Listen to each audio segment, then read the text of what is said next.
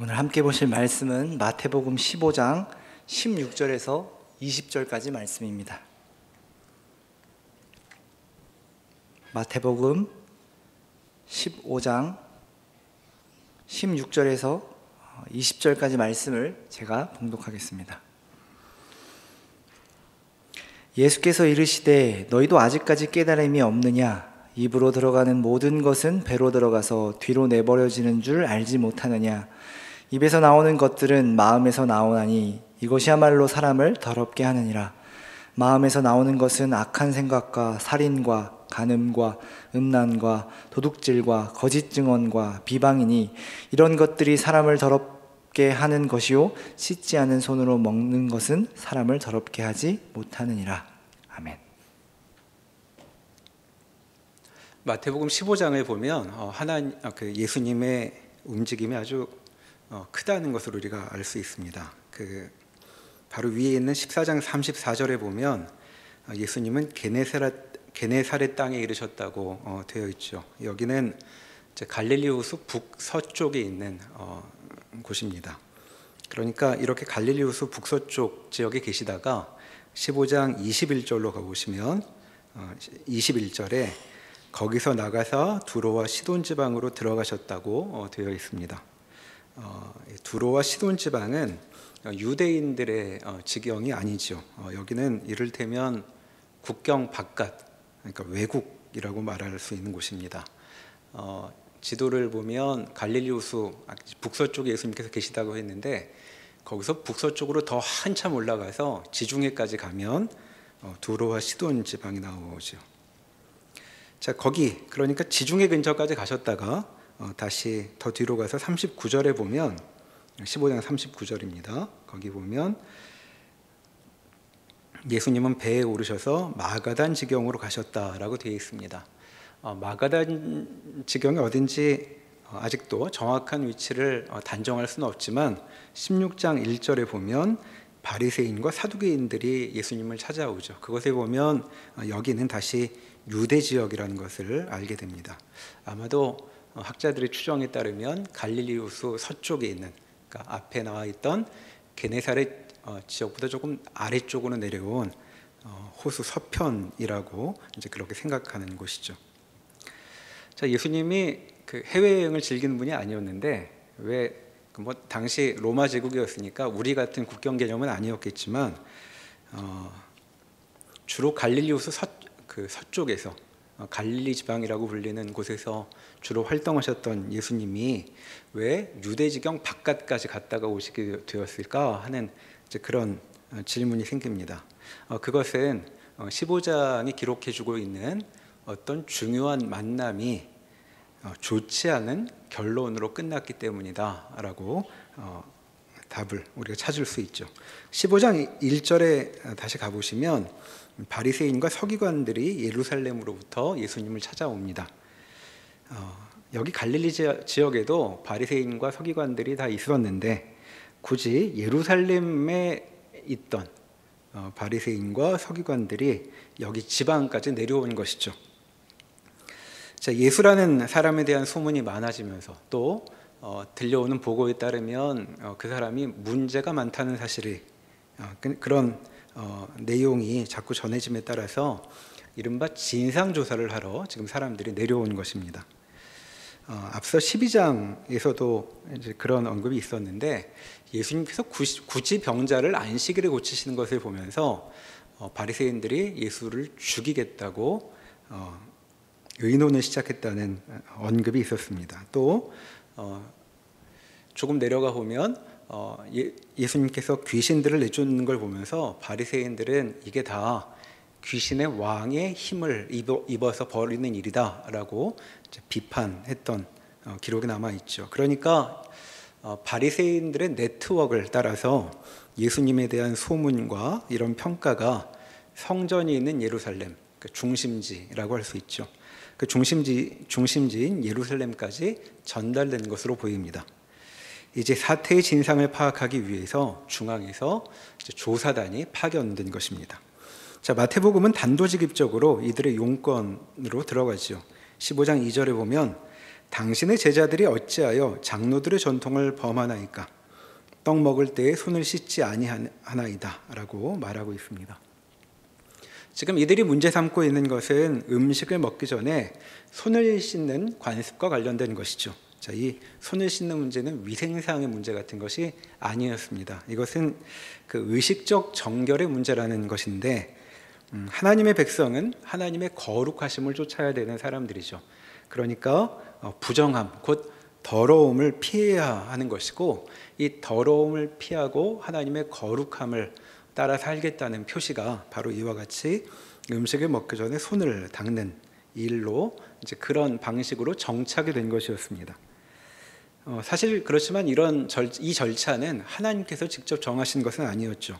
구약 성경에 보면 제사장들이 제사장 직무를 행할 때나 또는 하나님께 바쳐진 제물을 제사장과 그 가족들은 먹을 수 있는데, 그 제물로 바쳐진 음식을 먹을 경우에 몸을 씻고 음식을 먹어야 한다라는 명령이 나와 있습니다. 그러니까 부정한 상태, 곧 더러운 상태로는 하나님의 거룩함에 다가갈 수 없다는 것을 이런 명령을 통해 하나님께서 가르쳐 주신 것이죠.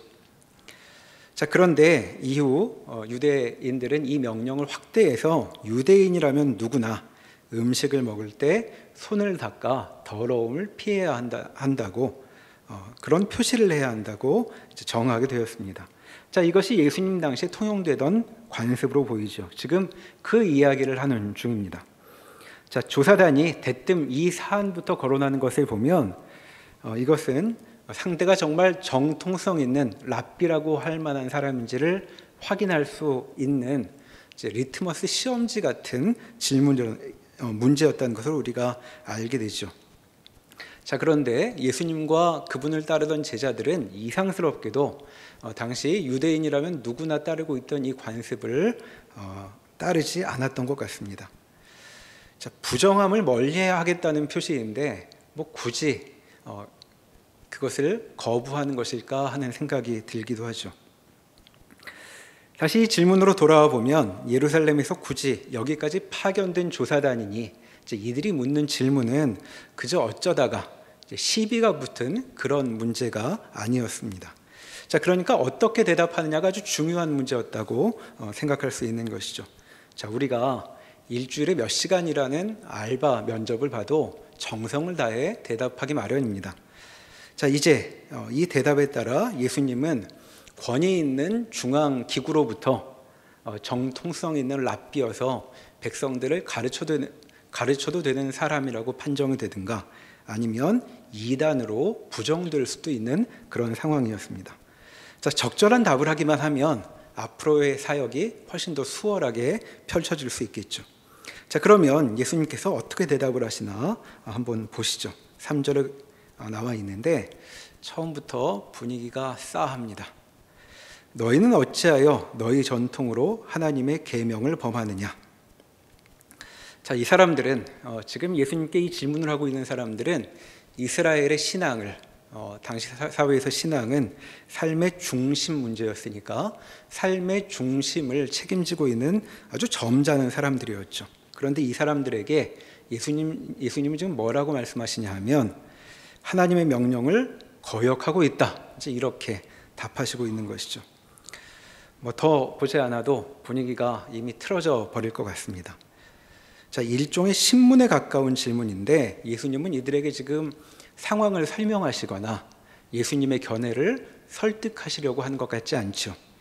자, 설명하려고 하지 않으시고 오히려 이들의 상태를 진단하고 계십니다. 너희는 장로들의 전통을 들먹이면서 실제로는 하나님의 뜻을 어기고 있다라고 이들의 상황을 판정하고 계신 것입니다.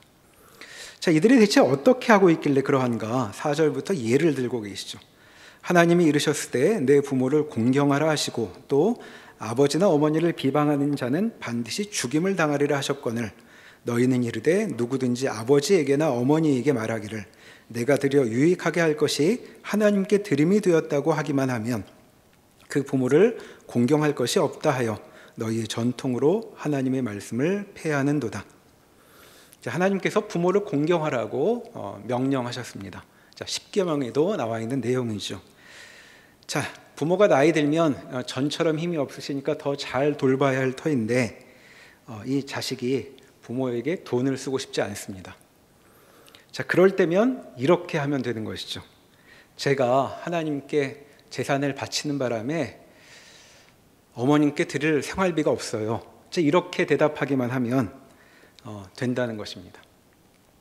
부담 없이 부모에 대한 부담을 벗어버릴 수 있다는 것이죠. 자, 절차가 상세하게 여기 나오고 있지는 않지만 하나님께 바쳤다고 해서 실제로 소유권을 넘기는 것도 아닌 것 같습니다. 그러니까 그저 부모에게 돈을 쓰지 않을 수 있는 방편일 뿐이죠. 나중에 자기가 원하는 곳이 생기면 또 다시 그것 가져다가 자기 원하는 대로 쓸 수 있었던 것으로 보입니다. 자, 바리새인들은 하나님의 백성으로서 지켜야 할 세세한 규칙들을 마련해 놓고 있었습니다. 그렇게 해서 부지 중에라도 하나님의 뜻을 거스리는 잘못을 범하지 않으려고 애썼던 것이죠. 그런데 어떤 법률이든 법이 항상 그러한데 빈틈을 찾을 수 있는 것이죠. 자, 이러한 세세한 규정을 따르면서도 오히려 부모를 공경하라 같은 하나님의 명령을, 이 근본적인 하나님의 명령을 어길 수 있는 일이 이제 가능했던 것입니다. 그리고 바리새인마저도 이런 빈틈을 이용해 하나님의 뜻이 아닌 자기의 유익을 추구하는 일이 상식처럼 통용되고 있던 것이 이제 당시의 상황으로 보이죠. 자, 이런 행태를 지적해서 예수님은 바리새인들의 시험지 자체를 무효화시키고 계십니다. 자, 삶의 기준은 장로들의 전통이 아니라 하나님의 뜻에 대한 순종에 있다라고 말씀하시고, 그러니 너희의 마음에 무엇이 있는가 돌아보아라 하고 묻고 계신 것입니다. 자, 바리새인들은 장로들의 전통을 삶의 최소한의 기준으로 들고 왔는데 예수님은 그것이 하나님께 나아가는 길을 막고 있다고 일갈하고 계신 것이죠. 자, 바리새인들은 예수님의 상태가 어떠한지 측정하려고 나타났는데 측정할 자를 잃어버리고 빈손이 되어버린 것입니다. 자, 예수님의 관심은 조사단의 질문을 넘어서고 있습니다. 10절로 가보시면 무리를 불러 이르시되 듣고 깨달으라. 입으로 들어가는 것이 사람을 더럽게 하는 것이 아니라 입에서 나오는 그것이 사람을 더럽게 하는 것이니라 라고 말씀하고 있죠. 자, 바리새인들과 서기관들은 하나님의 뜻을 따르겠다는 열심에서 구약 율법에서 세세히 언급하지 않는 상황까지 다 고려해서 사람이 해야 할 바와 하지 말아야 할 바를 구분해 놓고 있었습니다. 그리고 그것을 지키려고 노력을 해왔는데, 그리고 이런 노력이야말로 이들의 삶 전체의 내용이라고 할 정도였는데 이제 예수님은 사람들을 다 불러다 놓고 이와 같은 정성스러운 수고에 대해 이제 이렇게 말씀하신 것이죠. 바리새인들의 수고와 노력은 처음부터 잘못되었다는 것입니다. 자, 왜 그러할까? 그것은 구약 성경이 가르치듯 거룩한 하나님 앞에서 선 인간의 문제 때문입니다. 자, 그것은 바로 더러움이라는 문제죠. 자, 인간이 떨쳐내야 할 그 더러움은 집 문 앞에 서서 집 밖에서 더러운 먼지나 오물 같은 것이 들어오지 않도록 문을 막아선다고 해결될 문제가 아니라고 지금 말씀하고 있는 것입니다. 자, 여기서 예수님께서 지금 문제 삼으시고 있는 것이 무엇인가 다시 한번 좀 생각해 보도록 하죠. 자, 예수님을 찾아온 사람들과 예수님 사이에는 이제 공유하는 점이 있었습니다. 자, 그것은 인간이 더럽다는 것이었죠. 자, 더러워서 하나님께 어울리지 않는다는 것입니다. 자, 인간은 더러움을 피하지 못하고 자꾸자꾸 더러워집니다. 자, 밖에 나다니면 옷에는 때가 타기 마련이죠. 살면 살수록 자꾸 삶에도 뭐가 묻어나는 것입니다. 자, 그런데 이건 몸에 뭐가 묻는다든가 옷이 더러워지는 그런 문제가 아니죠. 삶 자체가 자꾸 더러워지는 것입니다. 자, 여러분, 더러워지면 어떤 문제가 생길까요? 자, 성경이 우리에게 말하는 부정함은 많은 의미가 있지만 그 중에 한 가지를 이렇게 생각해 볼 수 있겠습니다. 자, 사람이 더러워지면 광택이 사라지게 되는 것이죠. 그러니까 우리가 간혹 스스로에게 하는 말이 이 문제를 떠올리게 한다고 말할 수 있겠습니다. 자, 살면서 우리는 때때로 내가 언제부터 이렇게 되었을까 하는 그런 질문이 들 때가 있습니다. 자, 돌아보면 예전에는 지금 같지 않고 훨씬 깨끗하고 아름답고 때도 덜 탄 것처럼 느껴질 그런 때가 떠오르죠. 자, 지금 예전에는 그렇지 않았는데 지금은 삶에 세상이 찌들어서 자꾸 더 못나게 되는 것 같습니다. 왜 이렇게 인생이 쭈글쭈글해졌나? 이제 그런 생각이 해가 거듭할수록 드는 것이죠. 생각해보면 그때는 웃음도 많았고 주위를 둘러보면 우리 마음을 설레게 할 빛나는 것들도 많았는데 지금은 대체로 삶이 짜증스럽습니다. 내 마음을 설레게 하는 것보다는 마음을 불편하게 하는 것들이 많죠. 자, 선배들한테 한번 물어보십시오. 그럼 선배들이 옛날 같지 않더라는 말을 종종 하곤 합니다. 자, 지금은 옛날에는 그렇게 훌륭해 보이는 사람도 많고 저렇게 살면 좋겠다 싶은 사람도 많았는데 사람을 봐도 이제는 왜 인간이 저거밖에 안 될까 이런 생각이 먼저 듭니다. 뭐 그렇다고 내가 마음에 드는 것도 아니죠. 나도 옛날 같지 않다고 느끼기 때문입니다. 저 하는 일은 또 그렇게 왜 그렇게 별것 없는 그런 일만 하며 사는 것인가 싶은 생각도 듭니다. 어디서 어떻게 잘못되었는지는 모르겠지만 삶이 인생이 쪼그라든 것 같죠. 그래서 우리는 이런 꼴의 인생이 마음에 안 들어서 벗어나 보려고 여러모로 애를 씁니다. 크게 바꿀 수 없다면 어디 맛있는 거라도 먹어보고 좋은 것이라도 보고 아름다운 구경이라도 하면 좀 나아지지 않을까. 그래서 여기저기 뒤져보기도 하죠. 그러나 그런 신선함도 시간이 지나면 가라앉게 되고 다시 쭈글거리는 우리의 인생이 그 모습을 드러내곤 합니다. 자, 바리새인과 서기관들이 처한 상황이 바로 그런 것이었습니다. 자, 이들은 하나님의 뜻대로 정결한 사람이고 싶었습니다. 그래서 온갖 더러운 것, 하찮은 것을 멀리하려고 인생 전체에 긴장을 늦추지 않고 노력해왔던 것이죠. 제사장들처럼 그렇게 정결한 상태로 하나님 앞에서도 멋진 사람이고 싶었던 것입니다. 자, 그런데 사람이 더 고급해지기는커녕 쭈글쭈글하게 가장 기본적인 하나님의 뜻조차도 따르지 못하는 그런 상태를 벗어나지 못한 것이죠. 예수님은 지금 이들의 온갖 갖은 수고가 실은 아무것도 이루지 못한다고 말씀하고 있습니다. 자, 어떤 사람은 부모도 못 본 채 하며 여기 예수님께서 말씀하신 것처럼 자기 이익을 추구하느라 바쁠 것입니다. 그러나 사람이 다 그런 것은 아닐 것입니다. 정말 하나님의 사람으로 살고 싶어서 배운 대로 장로들의 전통을 준수하며 삶을 읽어온 그런 사람들도 많이 있었겠죠. 그런데도 예수님은 이런 사람들을 다 도매금으로 묶으셔서 말씀하고 계십니다. 잘해보려고 했던 사람에게까지 이들을 묶으셔서 소용이 없다고 말씀하고 계시니 예수님의 말씀은 너무 가혹해 보입니다. 그러나 예수님의 말씀이 가혹하다고 해서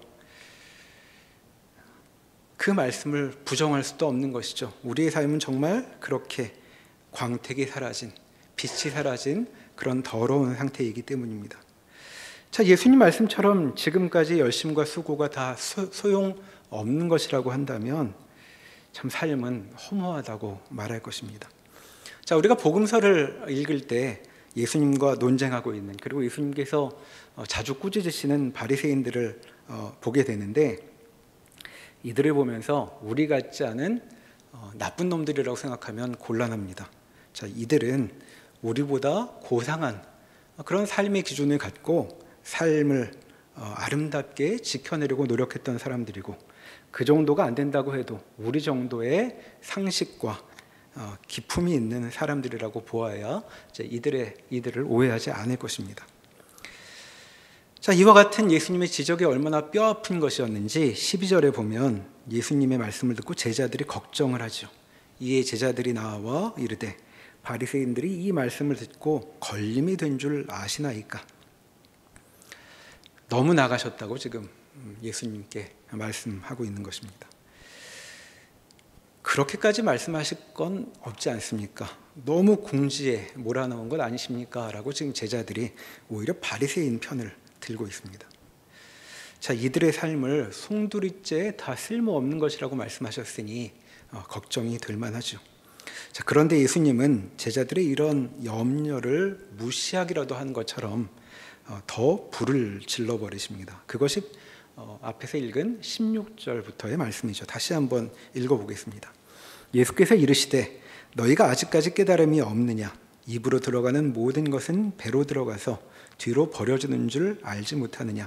입에서 나오는 것들은 마음에서 나오나니 이것이야말로 사람을 더럽게 하느니라. 마음에서 나오는 것은 악한 생각과 살인과 간음과 음란과 도둑질과 거짓 증언과 비방이니 이런 것들이 사람을 더럽게 하는 것이요 씻지 않는 손으로 먹는 것은 사람을 더럽게 하지 못하느니라. 자, 예수님의 이 말씀은 참으로 뼈 아픕니다. 왜 그럼 인생이 그렇게 빛을 잃게 되었는가? 자, 그것은 그저 시간의 문제가 아니었던 것이죠. 자, 바리새인들 뿐만 아니라 여기 제자들 그리고 이 이야기를 듣고 있는 우리 모두에게 해당하는 말씀을 여기 말씀하고 있습니다. 자, 이렇게 한번 생각해 보시죠. 자, 오늘따라 신경 써서 화장을 곱게 하고 왔는데 지나다가 누가 하는 말을 듣게 됩니다. 무슨 말을 들었냐면 오늘 얼굴이 왜 저래?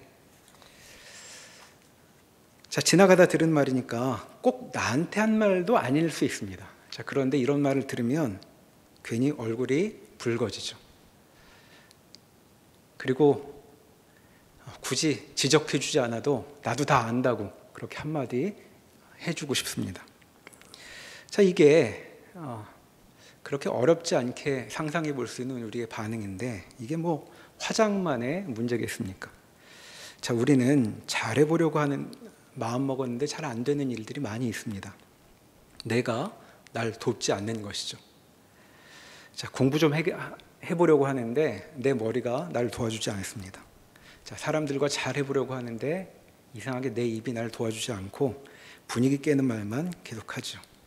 자, 사람들을 좀 예쁘게 도와주고 싶은데 마음이 도와주지 않습니다. 왜 그렇게 흉한 것들만 눈에 띄는지. 자, 좋은 일을 도모하려고 하는데 우리는 가진 게 너무 없습니다. 자, 이것은 한 개인만의 경험이 아니라 인류 전체가 경험하고 있는 인류의 역사이기도 합니다.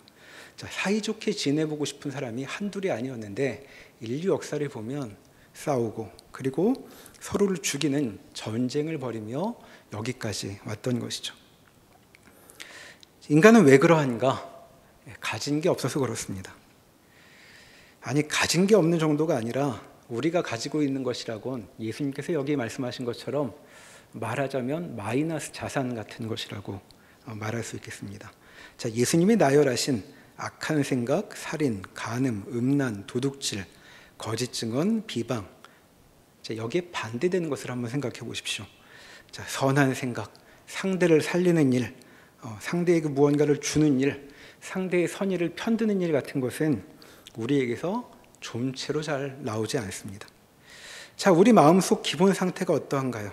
제 뜻대로 되지 않으면 우리는 자동으로 세상을 미워하는 그런 성정을 가지고 있습니다. 자, 세상은 그대로인데 언제는 빛나다가도 금방 무채색으로 바뀌기도 합니다.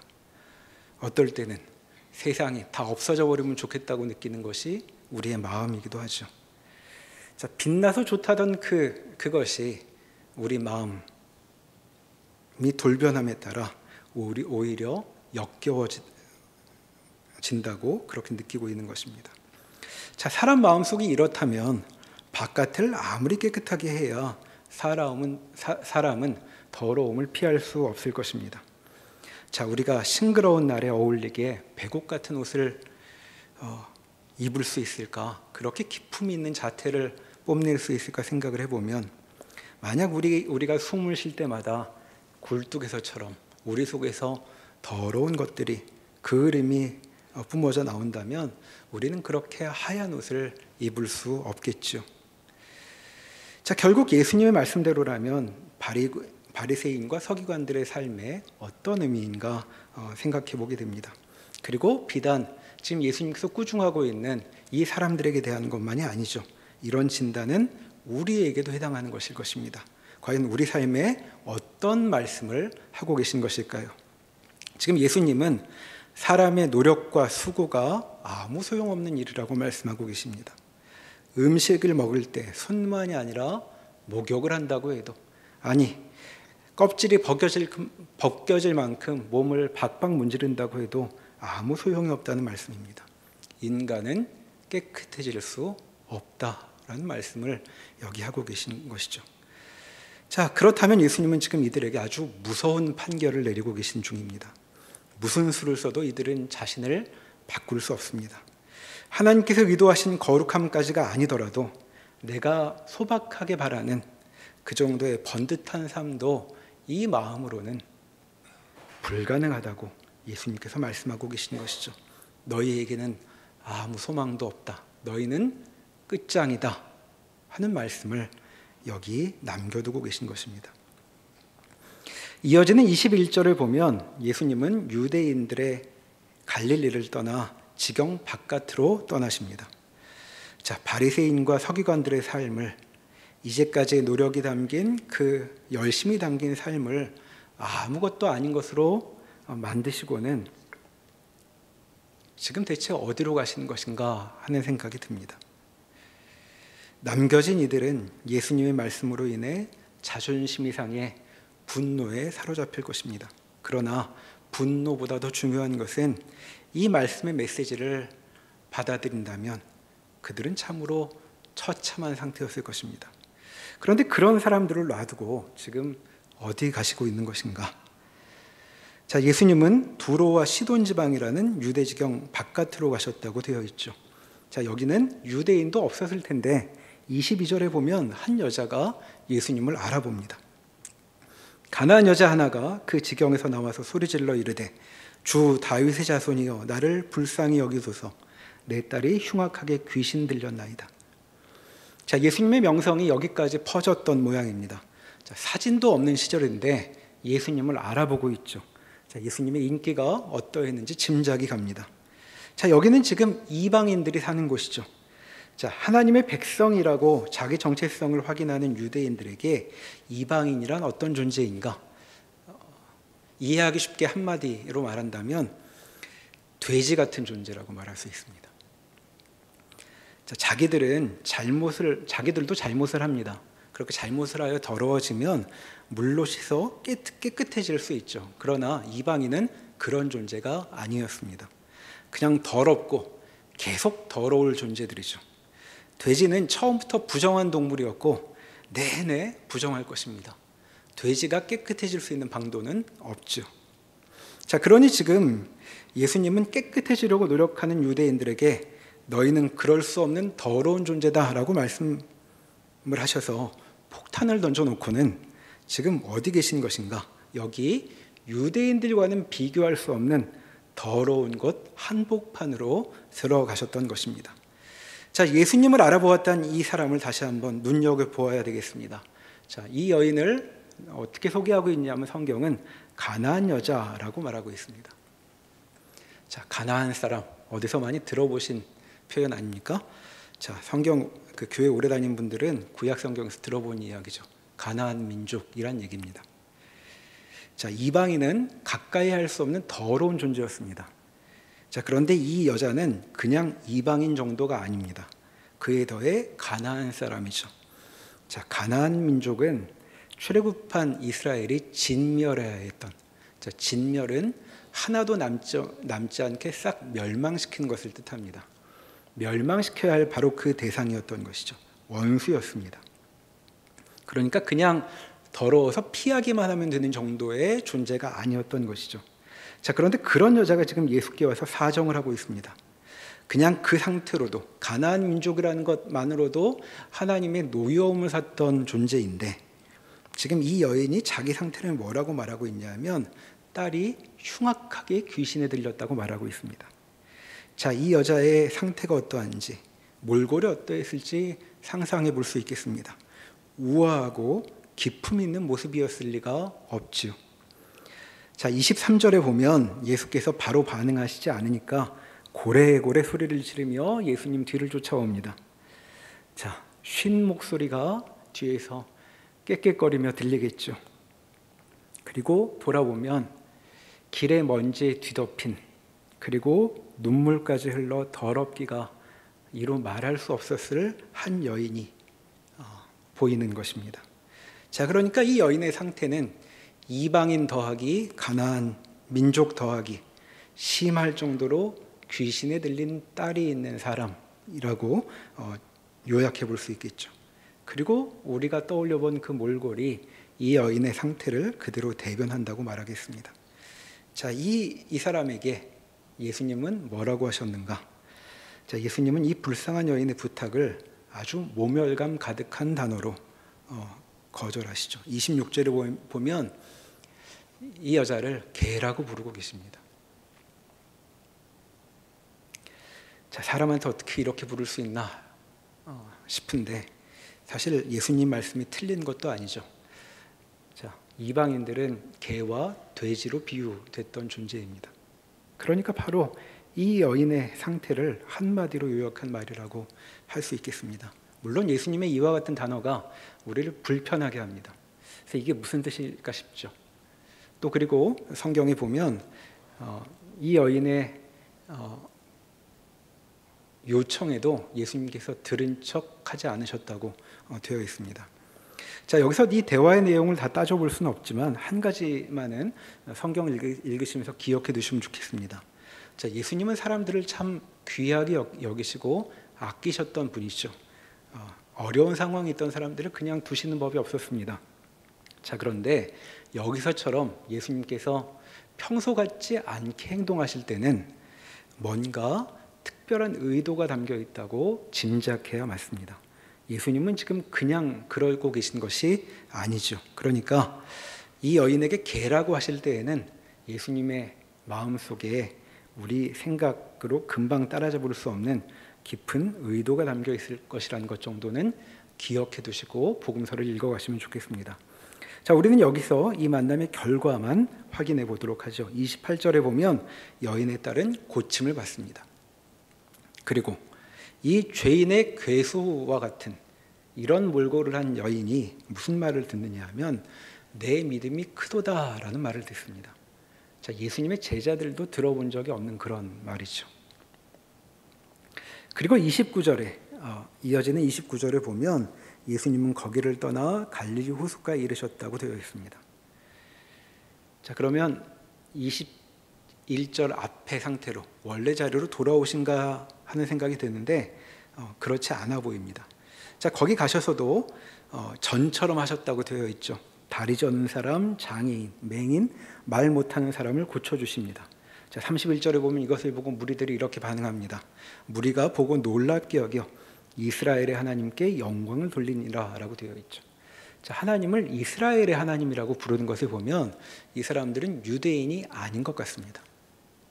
자기들의 신이 아닌 이스라엘의 신이라고 말하고 있는 것이죠. 그러니까 지금 여기는 갈릴리 호숫가이긴 하지만 이방 지역으로 보입니다. 자, 이렇게 보면 병고침이라는 예수님의 특별한 이 선물은 유대인에게만 허락된 것이 아니라고 말할 수 있겠습니다. 자, 그뿐이 아닙니다. 32절 이하에 보면 예수님이 모인 무리를 불쌍히 여기시며 7개의 떡과 작은 생선 2마리로 남자만 4,000명을 먹이셨다는 사건이 나와 있습니다. 자, 바로 앞 14장 13절부터 우리가 잘 아는 오병이어 사건이 나왔었죠. 자, 남자만 5,000명을 먹이신 사건이었습니다. 자, 그러니까 실제로 먹이신 사람들은 훨씬 많았겠죠. 자, 그런데 바로 뒷장에 거의 똑같은 사건이 거의 똑같은 방식으로 묘사되고 있습니다. 자, 성경을 우리가 읽어갈 때는 비슷한 얘기가 또 나오니까 지루해하기도 하는 그런 대목입니다. 자, 성경 쓰는 사람이라고 안 지루했을까요? 똑같은 얘기를 또 써야 되는데 왜 비슷한 일을 묘사도 거의 똑같이 하며 다시 기록하고 있는가? 자, 여기에는 차이가 있습니다. 자, 37절에 보면 남은 조각이 7 광주리라고 되어 있습니다. 자, 앞에 나와 있던 오병이어 사건에서는 남은 조각이 12바구니였습니다. 자, 학자들은 여기서 이 두 사건의 차이를 발견해냅니다. 자, 12바구니, 5천 명을 먹이신 사건의 12바구니는 유대 사람들이 쓰던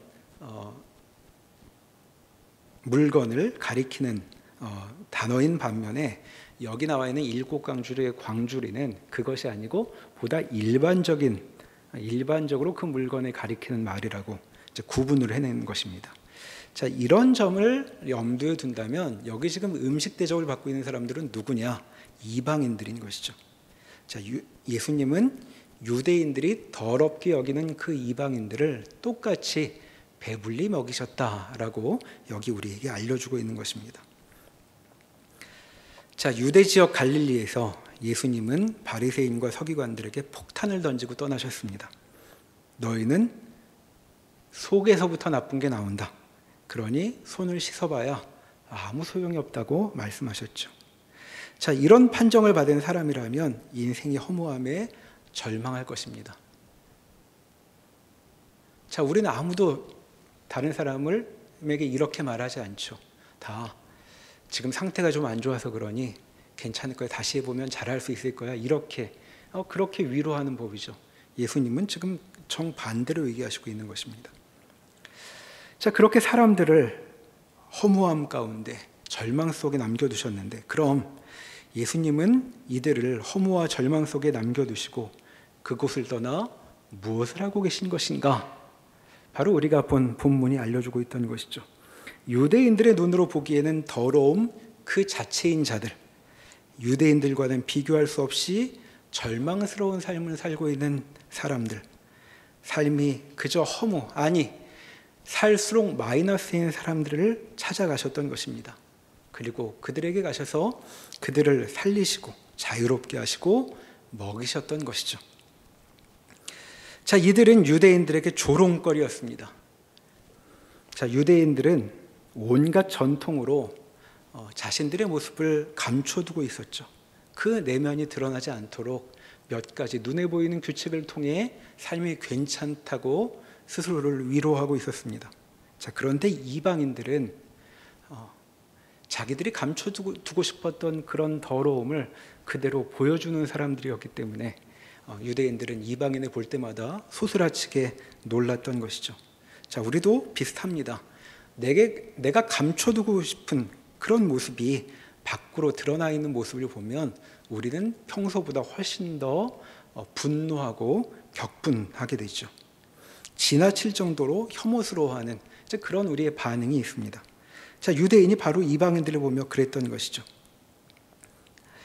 지금 예수님을 쫓고 있는 제자들은 이 이방인들 한가운데에서 예수님이 지적하셨던 마음속에서 더러운 것이 내뿜어져 나오는 바로 그 모습을 보고 있다고 느꼈을 것입니다. 그런데 예수님께서 그와 같은 모습을 하고 있는 한 여인, 그와 그 딸을 자유롭게 하셨죠. 그러니까 예수님의 그 뼈아픈 지적은 그저 비난이나 또는 사형선고와 같은 존재의 부정 같은 것이 아니었던 것으로 보입니다. 예수님은 그 한복판으로, 그 절망의 한가운데로 들어가고 계신 것이죠. 자, 여기서 우리는 예수님의 심정을 헤아려 볼 필요가 있겠습니다. 자, 예수님께서 이렇게 말씀하실 때 기가 막힌 것은 바리새인과 서기관들만이 아니었습니다. 사실 이와 같은 사람의 현실에 대한 진단에 가장 기막혔을 사람은 예수님 자신이라고 말할 수 있죠. 자, 예수님은 이 사람들에게 좋은 소식을 가져오려고 여기 와 계신 중입니다. 그런데 이들로부터는 어떤 좋은 것도 바랄 수가 없습니다. 자, 누가 도와주면 고맙다는 말이라도 하는 것이 도리일 텐데 마음속에서 악한 생각이 뿜어져 나온 이 사람들은 그런 반응조차 보이지 못할 것입니다. 자, 예수님이야말로 이 땅에 오셔서 인간 존재의 이와 같은 갑갑한 한가운데에 들어서 계신 것이죠. 예수님은 과연 왜 이들 속에 찾아오신 것일까요? 자, 이제껏 가르치고 병도 고치고 귀신도 내쫓으셨습니다. 자, 그래서 무슨 일을 이루실 수 있을까요? 이들은 결국 개선되지 않을 것입니다. 좋은 의도로 무엇을 하겠다고 해도 이들은 결국엔 자기 유익을 위해 하나님마저도 이용하는 그런 악한 궤도를 벗어날 수 없을 것입니다. 자, 이렇게 이들의 상황을 볼 때 예수님은 이들의 상태를 적나라하게 까발리신다고 해도 고소해하실 것도 없고 속이 시원하실 것도 없겠죠. 왜냐하면 예수님은 이들을 그저 평가만 하고 가버리면 되는 그런 분이 아니었기 때문입니다. 자, 예수님은 가르치고 병 고치고 귀신을 쫓는 정도의 일을 하려고 오신 것이 아니라는 것을 우리는 알고 있습니다. 인간의 가장 본질적인 문제에 직면하신 분이 예수님이라는 것을 우리는 교회에서 배워 알고 있죠. 자, 우리는 우리의 못난 모습, 더러운 모습을 자꾸 외면하지만 그분은 그러지 아니하십니다. 오히려 그 문제를 자꾸 끌어내시죠. 왜 그러하신가?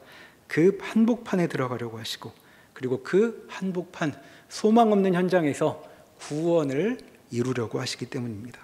십자가라고 알고 있는 예수님의 그 사역이 바로 그와 같은 예수님의 의도를 담아내고 있는 것이죠.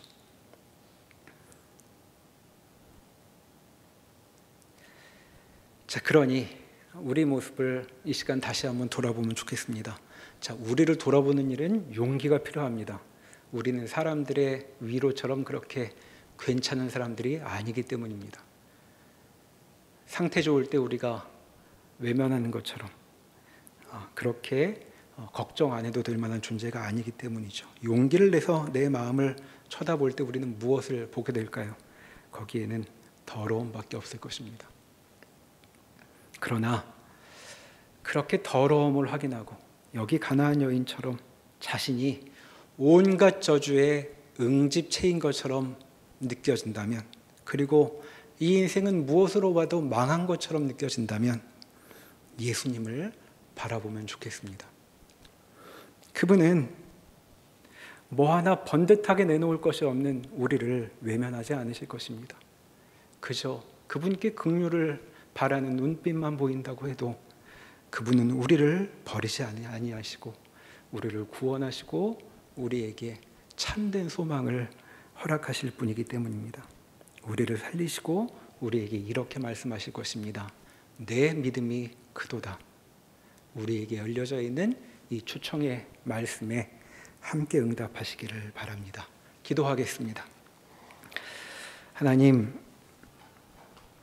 주님께서 우리에게 하려고 하시는 말씀은 우리가 감당하고 직면할 수 있는 것보다 더 크고 무겁습니다. 인간에게 소망 없음이 주의 메시지였는데 주의 말씀을 우리가 무겁게 듣도록 저에게 은혜 내려주시옵소서. 간신히 어떻게 피해보려고 하는 그런 능력이 아니라 주의 은혜 가운데 거하여 참된 소망을 경험하는 저희의 삶이 되도록 주님 저희를 붙들어 주시옵소서. 아무 소망이 보이지 않을 때 그래도 내게 무언가 좋은 것이 있진 않을까 뒤져보는데 바쁜 우리에게 주님 지혜를 주셔서 우리가 아니라 하나님께 주님의 말씀에 소망을 두는 그런 사람들이 되도록 인도하여 주시옵소서. 예수님의 이름으로 기도합니다. 아멘.